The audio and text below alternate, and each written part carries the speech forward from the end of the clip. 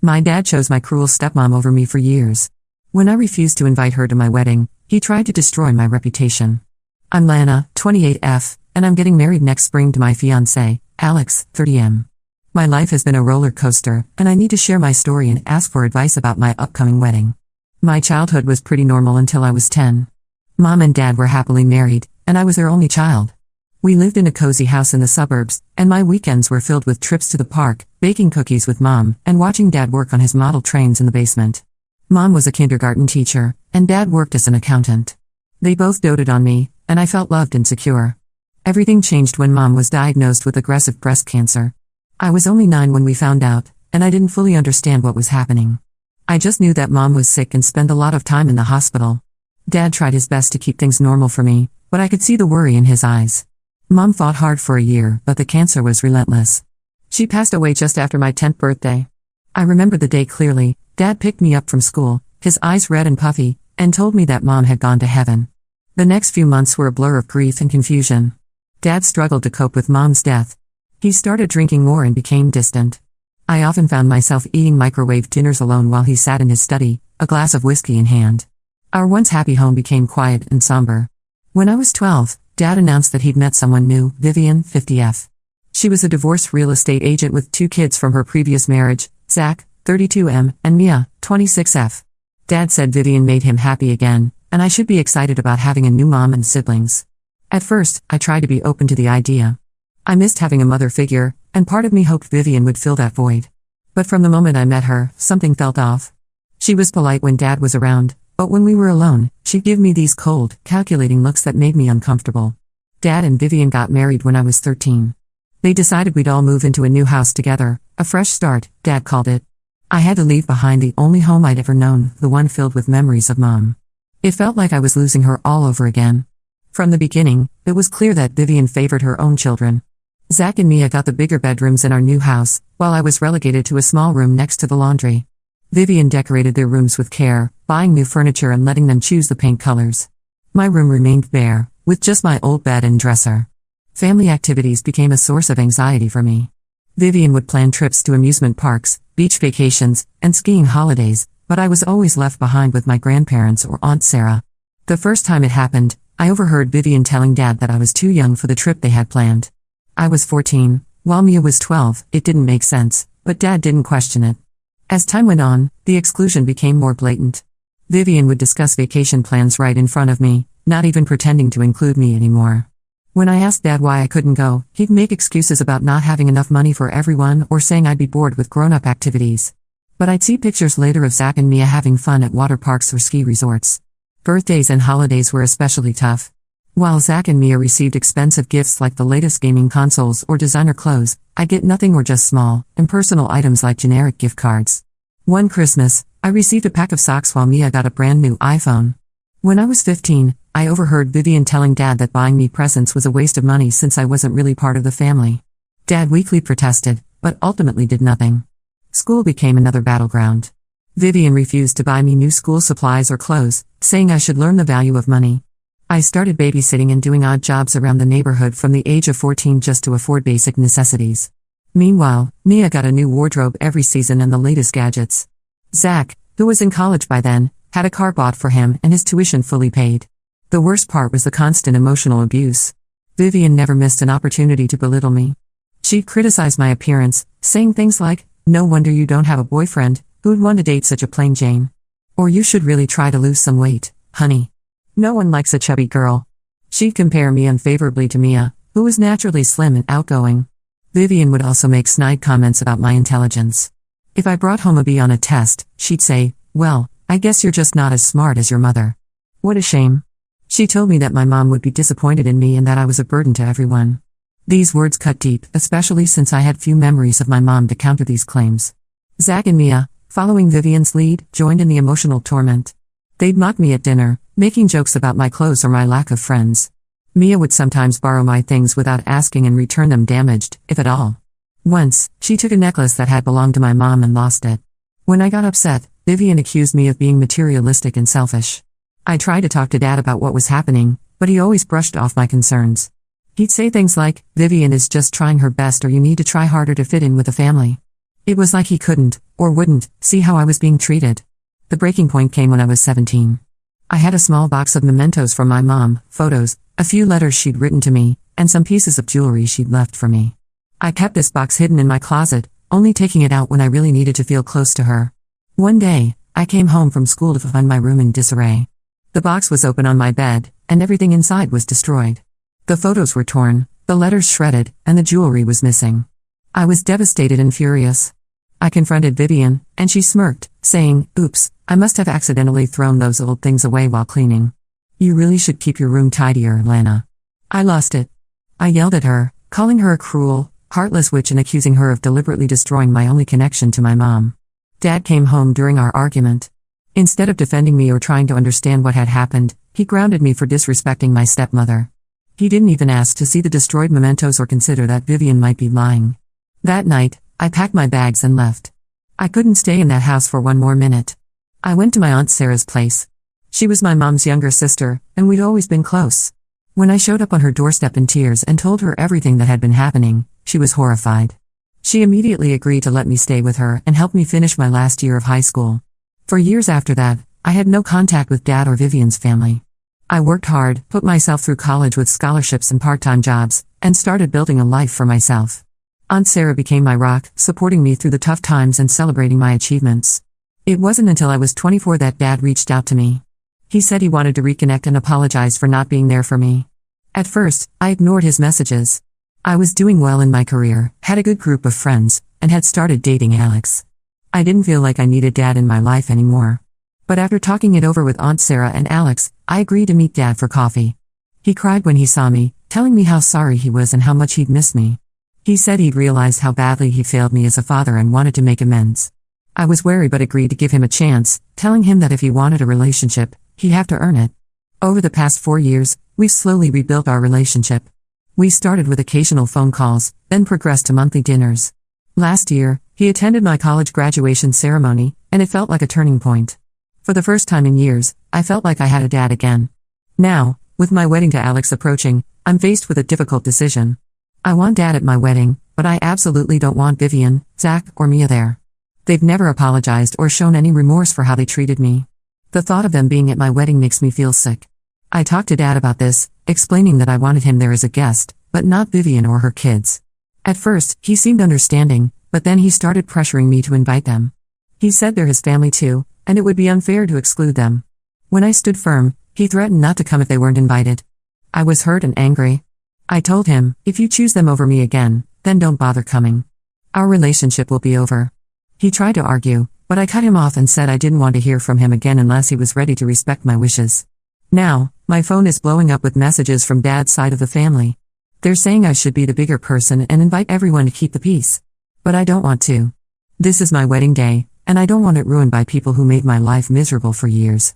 Alex and his family fully support my decision. My Aunt Sarah says I have every right to invite only people who truly care about me. But I can't help feeling conflicted. Am I wrong for not inviting Vivian and her kids? Should I give in to keep the peace or stand my ground? First update, it's been a week since my last post, and things have escalated far beyond what I ever imagined. I'm still in shock, but I wanted to update you all on what's happened. The day after I posted, I woke up to hundreds of notifications on my phone.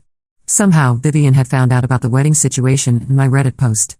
She'd shared it on her social media, twisting the story to make herself look like the victim of an ungrateful stepdaughter. Her post went viral in our local community. Suddenly, I was getting messages from people I hadn't spoken to in years, old classmates, former neighbors, even some of Dad's coworkers. Most of them were nasty, calling me selfish and cruel for excluding my family from the wedding. What hurt the most were the lies Vivian was spreading. She claimed she'd always tried to be a loving mother to me, but I'd rejected her from the start. She said she'd spent years trying to include me in family activities, but I'd always refused. According to her, I was a troubled child who lashed out at everyone and made up stories for attention. Vivian painted a picture of herself as a patient stepmother who had tried everything to bond with me. She talked about how she'd supposedly stayed up late helping me with homework, which never happened, how she'd tried to take me shopping for mother-daughter bonding time, also never happened, and how she'd always made sure to include me in family photos. I have years of family photos that prove otherwise. She even went as far as to claim that she tried to help me deal with my grief over my mom's death, saying she'd suggested therapy and support groups that I'd refused. In reality, any mention of my mom was met with scorn or dismissal in that household. The worst part? Dad was backing her up. He posted a long message about how heartbroken he was that his daughter was tearing the family apart. He painted himself as a devoted father who'd always put his children first, conveniently forgetting all the years he'd ignored my pain. Dad's post talked about how he'd always tried to be fair to all his children, biological and step. He claimed that any perceived favoritism towards Zach and Mia was just my imagination, and that he'd always made sure I had everything I needed. He even had the audacity to say that he'd respected my decision to live with Aunt Sarah, as if I'd had any real choice in the matter. I was overwhelmed and didn't know how to respond. Alex suggested I take a break from social media, but the damage was already done. People were sharing Vivian's post and adding their own stories about what a difficult child I'd been. Old classmates chimed in with stories about how I was always moody or antisocial in school, conveniently forgetting that I was dealing with the loss of my mother and the abuse at home. Former neighbors talked about how they'd always seen Vivian trying to include me in activities, neglecting to mention the times they'd seen me left behind when the rest of the family went on trips. Then, 3 days ago, I received a cease and desist letter from a lawyer representing Vivian and Dad. They claimed my Reddit post was defamatory and demanded I delete it and make a public apology. If I didn't comply, they threatened to sue me for damages. I was terrified. I couldn't afford a lengthy legal battle, especially with the wedding expenses. I called Aunt Sarah in tears, not knowing what to do. She immediately came over and helped me calm down. Then she made a call to her friend, Lisa, 50F, who happens to be a lawyer specializing in defamation cases. Lisa reviewed the letter in my original post. She assured me that truth is an absolute defense against defamation claims. She also pointed out that I hadn't named anyone in my post, so it would be hard for them to prove it was about them specifically. With Lisa's help, I drafted a response to their lawyer. We stated that I stood by everything in my post, and if they pursued legal action, I was prepared to provide evidence of the abuse I'd suffered, including testimonies from teachers and neighbors who'd witnessed it. Yesterday, I received another bombshell. My cousin Jake, 25M, reached out to me. He's Dad's nephew, and we were close as kids before Vivian came into the picture. Jake said he'd seen Vivian's post and knew it was all lies. He revealed that when we were teenagers, he caught Vivian badmouthing me to other family members at a reunion. He'd always felt guilty for not speaking up then, but now he wanted to help. Jake shared a memory from when I was 15. There was a big family reunion, and I wasn't there because Vivian had told everyone I was too busy with a school project to attend. In reality, I hadn't even been told about the reunion. Jake overheard Vivian telling some aunts that I was a problem child who was tearing the family apart with my attention-seeking behavior. Jake offered to make a public post corroborating my story. He said he'd witnessed how Vivian treated me on several occasions and was willing to go on record about it. I was touched by his support but worried about the backlash he might face. As of now, I'm waiting to see how Vivian and Dad will respond to my lawyer's letter. Alex and I have decided to postpone making any wedding decisions until this blows over. We're considering having a small destination wedding instead, with just our closest friends and supportive family members. I'm still processing everything that's happened. The public shaming and threats have been overwhelming, but I'm trying to stay strong. Aunt Sarah, Alex, and his family have been incredibly supportive. They keep reminding me that I'm not alone in this. I'll update again when I have more information. Thank you all for your advice and support. It means more than you know. Second update. It's been a month since my last update, and a lot has changed. I'm still trying to wrap my head around everything that's happened, but I wanted to share the latest developments with you all. First, the good news, Vivian and Dad backed down after receiving our lawyer's response. Lisa thinks they realized they didn't have a strong case and were bluffing with their legal threats. They've gone silent on social media, and the wave of public shaming has mostly died down. Jake did end up making a public post supporting me. He shared specific instances of Vivian's mistreatment that he'd witnessed, including the time he overheard her convincing Dad not to pay for my school trip while simultaneously planning an expensive vacation for Zach and Mia. His post caused quite a stir in the family, with several relatives reaching out to apologize for not seeing what was happening when I was younger. Jake's post also included a story from when I was 16. There was a family Christmas party at my grandparents' house, and Vivian had told everyone I couldn't come because I was sick. In reality, she'd never told me about the party. Jake had stopped by our house to drop off a present for me and found me alone, perfectly healthy, while the rest of the family was at the party. When he asked why I wasn't there, I broke down and told him everything. He felt guilty for years for not speaking up then. Now, for the unexpected turn of events. About 2 weeks ago, I received a message from Mia, my stepsister. She asked if we could meet in person to talk. After discussing it with Alex and Aunt Sarah, I agreed to meet her in a public cafe. When I saw Mia, I hardly recognized her. The confident, sneering girl I remembered looked small and nervous. As soon as we sat down, she burst into tears and started apologizing. Between sobs, she told me a story that shocked me to my core. Apparently, Vivian had been manipulating all of us for years. She told Mia and Zach that I hated them and was trying to turn Dad against them. She convinced them that the only way to protect their place in the family was to push me out. Mia said she'd always felt guilty about how they treated me, but Vivian would punish her if she showed me any kindness. Mia revealed that Vivian had a history of this behavior. She'd done something similar with their father's children from a previous marriage, which was why they had no contact with their older half-siblings. Mia had recently reconnected with her half-sister and learned the truth about their shared history with Vivian. She told me about incidents I'd forgotten or never knew about. Like the time when I was 14 and had won a school art competition. Mia had wanted to congratulate me, but Vivian told her I was gloating about my win and trying to make Mia feel bad about her own lack of artistic talent. Or the time when Mia had found my destroyed mementos from my mom in the trash and Vivian had convinced her I'd done it myself in a fit of rage. I was stunned. While this didn't excuse Mia's behavior, it certainly explained a lot. She told me she's been in therapy for the past year, working through the emotional abuse she'd suffered at Vivian's hands.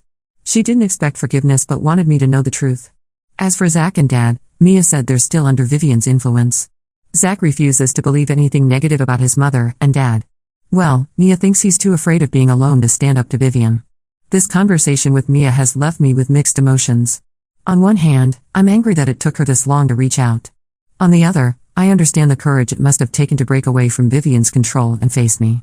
Alex and I have decided to go ahead with our original wedding plans. We're not inviting Vivian, Zach, or Dad, but we've left the door open for Mia to attend if she continues to show genuine remorse and a desire to make amends. Aunt Sarah has been my rock through all of this. She's walking me down the aisle, and we've planned a special tribute to my mom during the ceremony. We're going to have a locket with Mom's picture in my bouquet, and we've chosen her favorite flowers for the centerpieces. As for Dad, I've realized that I can't keep hoping he'll change. His actions have shown where his priorities lie, and I need to accept that and move on. It hurts, but I'm focusing on the family I've chosen, Alex, his parents, Aunt Sarah, and the friends who've stood by me. The wedding is in 3 months, and for the first time, I'm excited about it without any reservations. I feel like I'm finally closing a painful chapter of my life and starting a new one with people who truly love and support me. Thank you all for your advice and support throughout this journey. I'll post one final update after the wedding to let you know how it all turned out. Third update. Hello everyone, it's been 6 months since my last update, and as promised, I'm here to share how everything turned out. The wedding was absolutely beautiful. We had a small ceremony in a picturesque garden, surrounded by our closest friends and family. Aunt Sarah walked me down the aisle, and there wasn't a dry eye when we did the tribute to my mom. We had a photo of her on a special chair in the front row, with her favorite flowers. It felt like she was there with us. Mia did attend the wedding. In the months leading up to it, she continued to show genuine remorse and made efforts to make amends. She even helped with some of the wedding preparations. While we're not best friends, we're slowly building a positive relationship. On the wedding day, she gave me a heartfelt card and a locket that had belonged to her grandmother, a touching gesture to replace the one I'd lost years ago. The day wasn't without drama, though. About an hour before the ceremony, one of our guests spotted Dad lurking near the venue. Apparently, he'd found out the details from a loose-lipped relative. Thankfully, Alex's brothers quickly and quietly escorted him away before I even knew he was there. They told me about it after the reception, and I'm grateful they handled it without disrupting our day. As for Vivian and Zach, we haven't heard anything from them since the legal threats fizzled out. From what Mia has told us, Vivian is furious that Mia attended the wedding and has been trying to turn the rest of the family against her. On a happier note, cousin Jake and I have become quite close. He's been a great support, and it's nice to have a positive male family figure in my life. He and his girlfriend have become good friends with Alex and me, and we often double date. Jake has been helping me reconnect with other family members who were kept away by Vivian's lies. Alex and I are settling into married life wonderfully. We've bought a small house in a new city, away from all the drama. I've started a new job that I love, and Alex has been promoted at his company. We're talking about starting a family of our own in a couple of years, and I'm excited about the chance to create the loving home I didn't have growing up. Looking back on everything that's happened, I can hardly believe how much has changed in a year. While part of me is sad that I don't have the relationship with Dad that I always wanted, I'm at peace with it. I've realized that family isn't just about blood, it's about the people who love and support you unconditionally. Aunt Sarah continues to be a huge part of our lives. She's like a mother to me, and Alex adores her too. We have dinner with her every Sunday, carrying on a tradition that she started when I first came to live with her as a teenager. As for Mia, we're taking things slow. We meet for coffee once a month and are slowly getting to know each other as adults, without Vivian's influence poisoning our relationship. It's not always easy, but I think we're both committed to trying. Thank you all for your support throughout this journey. Your advice and kind words helped me stay strong during some of the toughest moments. I'm closing this chapter of my life with a heart full of gratitude and hope for the future.